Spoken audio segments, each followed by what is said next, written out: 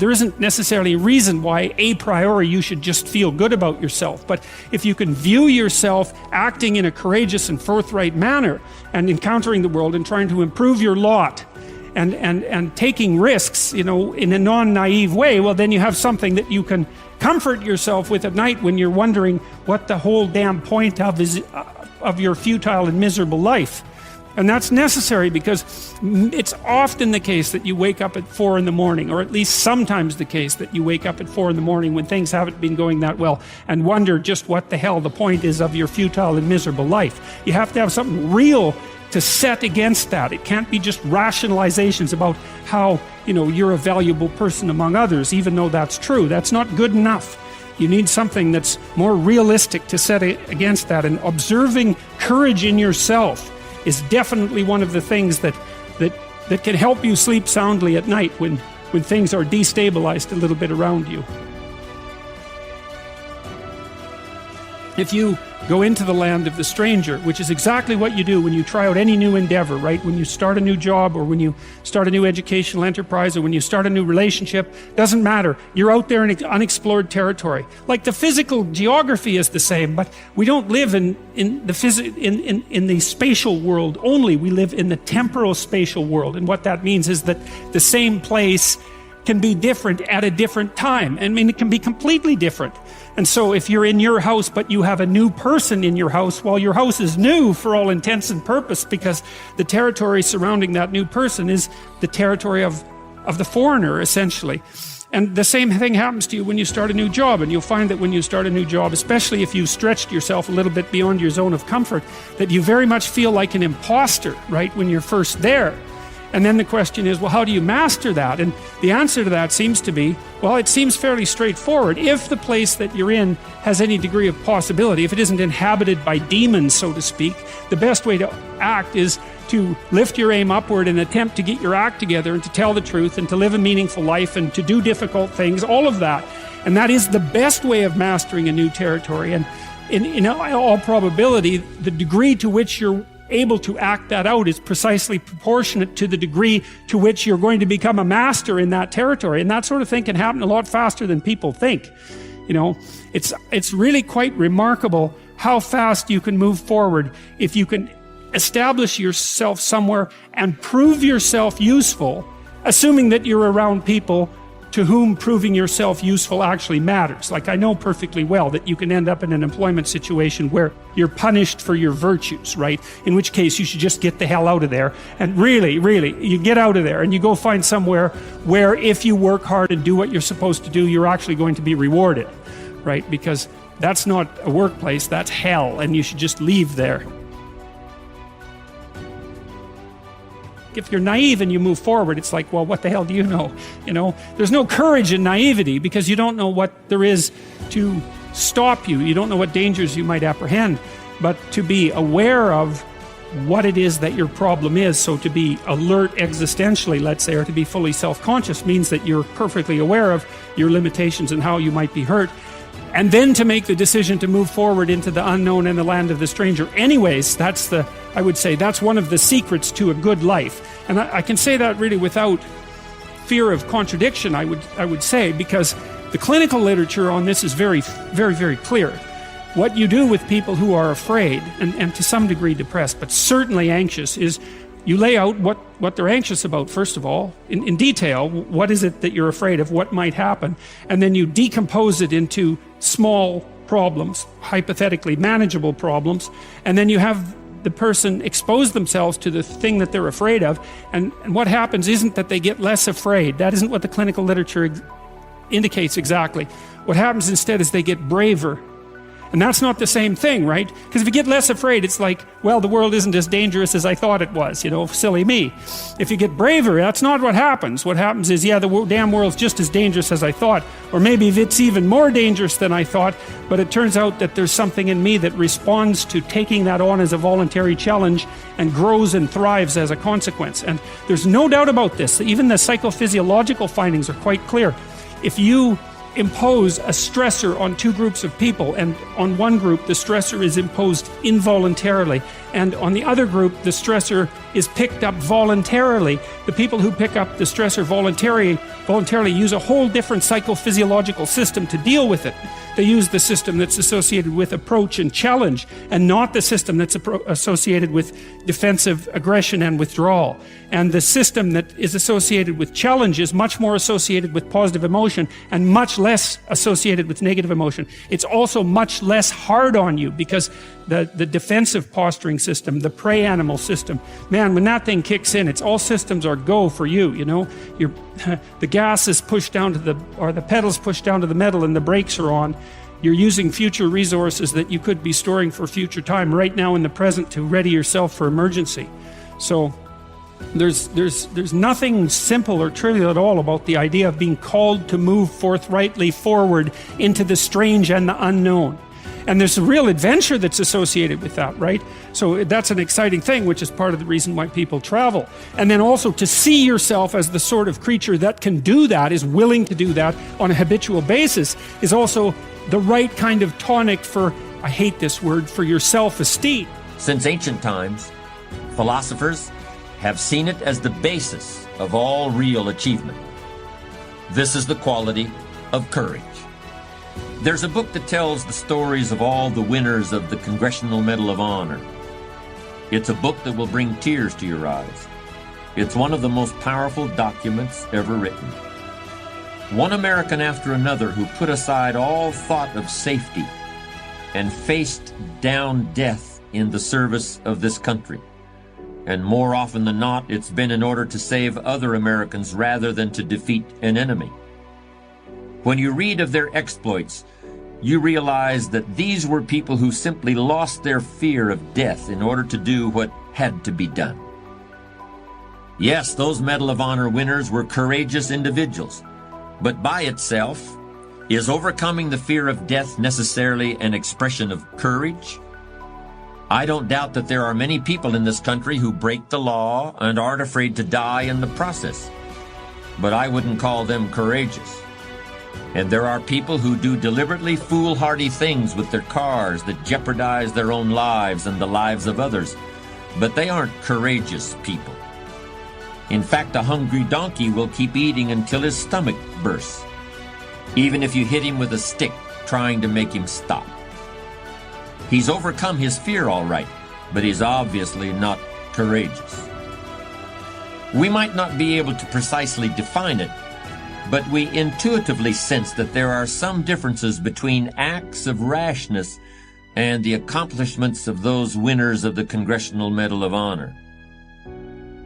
Let me sum up in a couple of sentences what those differences reveal about the true nature of courage. I can't put it any better than the Greek philosopher Aristotle did more than 2,000 years ago. A truly courageous person is not someone who never feels fear, but who fears the right thing at the right time in the right way. What exactly does that mean? What does it mean to fear the right thing in the right way at the right time? To find the answer, let's look at some specific sources of fear that many individuals are facing right now. First, a great many people today are afraid of what might happen to them financially. And it's certainly true that great changes are taking place in the economy that will have a direct impact on the lives of millions of people. I've heard it said that a corporation that employs 10,000 men and women today may only need 1/5 that many within 10 years. Over the last 50 years, whole sections of our society have learned to identify with the corporation that employed them. That corporation provided not only a salary but health benefits and the opportunity to create a pension fund that would make retirement possible at age 65 or even sooner. Now that relationship between the employer and the corporation is changing. Much of the work that used to be done by domestic workers can now be done more cheaply overseas, and companies are taking advantage of that, perhaps out of necessity, perhaps simply to fatten the bottom line. In any case, the fear of losing one's job has now reached a segment of the white-collar workforce that's never been faced with it in quite this way. What else are we afraid of? Many people are concerned about their health. They're afraid that they'll get sick because they're not getting enough exercise, or because they're eating the wrong things, or because of chemicals in the air or in their food or water. In fact, I think people today are even more frightened of these things than they were in the past, when epidemics of disease and poor sanitation were everywhere. And with regard to their health, people are also afraid of the expenses that might result if they were to become sick or disabled, or the expenses they might have to bear if this were to happen to a parent or a family member. So financial fears and health-related fears are two of our major concerns. But the third thing that I sense really scares people today is a bit less easy to categorize. It's kind of a general feeling that things aren't as good as they used to be, that there's been a loss of control at some basic level of our society. There's a sense that one earthquake after another, some large and obvious, some smaller and almost imperceptible, have accumulated to shift the foundations of society, and it's going to keep on shifting toward a result that's anything but good. Now, keeping in mind our idea that a courageous person is not someone who never feels fear, but who fears the right thing at the right time in the right way, let's ask ourselves if these fears really fit that definition. I think if we look a little deeper, we'll see that what really scares people about these situations is the sense that they're going to be helpless, that all their trust was placed in somebody or something, and now they've been let down and they can't do anything. They're helpless. But remember, you're never really helpless. And the sense that you are helpless, or that you might be if certain things were to happen, is something we really ought to be afraid of, and that we should refuse to accept. You're never just a victim of circumstances. No matter what happens, you're never without options that can get you back on track. It takes courage to recognize that, because it means accepting responsibility for your own future. But I would suggest that we should accept that responsibility because no one is really going to accept it for us, no matter what we may have been led to believe. Let me emphasize that underlying most fear is the fear of helplessness, of being victimized or being blown around by the winds of fate like a leaf is blown off a tree. But is that really a legitimate way of looking at things? To me, it sounds like being afraid of the dark, in which case the best thing to do is to get yourself up, out of bed, and switch on the light. After all, the people who built this country didn't feel helpless when they faced obstacles that we can hardly even imagine today. I'm not saying we should all just gather around the campfire and tell stories about George Washington, but we should realize that every generation has faced insecurities and lived with them and triumphed over them. It's only in the past 50 years or so people have come to expect a life without real tough times and real difficulties. But adversity isn't something to fear. It's something to expect, something to prepare for, and something to overcome. The truly courageous person is not immune to fear, but it plays a different role in his or her life than it does for other people. If you're a courageous person, your fears aren't about what someone might do to you or something that might happen to you. Your fears are about not living up to your ideals, about reacting instead of acting, about not taking advantage of the opportunities that are always within reach. A truly courageous person is not afraid of what might or might not happen next week or next year. He fears not making the most of every moment today. A truly courageous person fears the impulse to dominate other people. She leads by helping others to be their best. A truly courageous person fears making appearances more important than realities, making impressions more important than communication, making himself more important than those who are depending on him. But there's one thing a courageous person fears most. Have you ever seen a deer caught in the headlights of a car? The way the deer just stands there as though paralyzed with the car bearing down? The truly courageous person fears ever getting caught like that. And a constant part of his or her life is dedicated to making sure it never happens. In other words, the truly courageous person, as someone once said, fears nothing except fear itself. I think that the people that are discovering how to unleash their greatness are people who have the mental resiliency and the courage to face failure, that you will fail your way to greatness. That most people allow their fear of failure to outweigh their desire to succeed. When you're willing to fail again and again and again, when you make up your mind to become unstoppable, when you make up your mind to become a no matter what person, then that will then give birth to a part of yourself that you don't know right now. Do you have the courage to act outwardly on what you see inwardly? Or will you die a dreamer? Will you die on the verge and on the edge and in the land of coulda, woulda, and shoulda?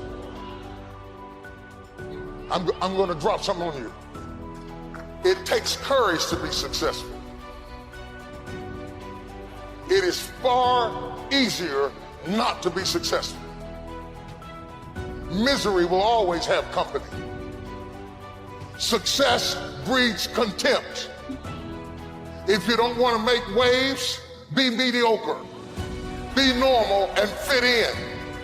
And if you're more concerned about people than you are God, then neutralize everything He put in you. Just fit in with everybody else. Dress like them, walk like them, act like them, eat like them, go where they go, think like they think, do what they do. And once you neutralize your uniqueness, you don't need courage. It takes courage to be different. It takes courage to be exceptional. It takes courage to be wise. It takes courage to be rich. It takes courage to be educated. It takes courage to be knowledgeable. Because the moment you do, but you don't talk like you forgot where you came from. Look at you talking. It takes courage. And I'm just wondering, in this weak, watered down, mediocre society that we live in today, in this reality TV world we live in today, I'm wondering if there's anybody left that's got the courage to say, after all I've been through, and all my ancestors have been through, and all my parents have been through, I didn't come through all of that just to fit in with normalcy. I have the courage to go after my dream and stand for the Lord. It takes courage to get you outside of the box. It takes courage to be successful. It takes courage to win. People don't talk about people that don't win. If you win, they're going to talk about you. Do you have the courage to stand there though the storms keep raging and the people get to talking and you stand there and say, I've come too far to turn around? Do you have the courage?